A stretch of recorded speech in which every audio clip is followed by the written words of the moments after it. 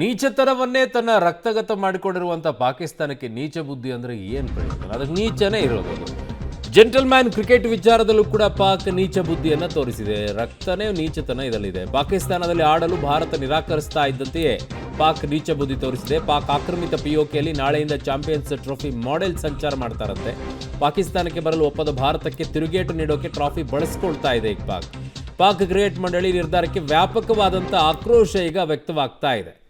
ಇದು ಪಾಕ್ ಅದು ಗೊತ್ತಿರೋದೇ ಅಷ್ಟೇ, ನೀಚತನ, ಇನ್ನೊಬ್ಬರನ್ನ ಹಾಳು ಮಾಡೋದು, ಇನ್ನೊಬ್ಬರನ್ನ ಸಾಯಿಸೋದು, ಇನ್ನೊಬ್ಬರ ಜೊತೆಗೆ ಜಗಳ ಮಾಡೋದು, ತಾನು ಬದುಕಲ್ಲ ಇನ್ನೊಬ್ಬರು ಬದುಕಬಾರ್ದು ಅನ್ನುವಂಥ ಮನಸ್ಥಿತಿ ಇರೋದು. ಸೊ ಹಾಗಾಗಿ ಈಗ ಅದು ನಾವು ಹೋಗಲ್ಲ ಅಂತಂದರೆ ಹೋಗಲ್ಲ. ಸೊ ರೆಸ್ಪೆಕ್ಟ್ ಕೊಡಬೇಕು ಅದಕ್ಕೆ, ನಮ್ಮ ನಿರ್ಧಾರಕ್ಕೆ. ಅದನ್ನು ಬಿಟ್ಬಿಟ್ಟು ಈಗ ಟ್ರೋಫಿ ಬಳಸ್ಕೊಂಡು ಒಂದು ತಿರುಗೇಟ್ ಅಂತ, ಇದೇನು ತಿರುಗೇಟ? ಅಯ್ಯೋ, ಯಾವ ತಿರುಗೇಟ್ ಇದು?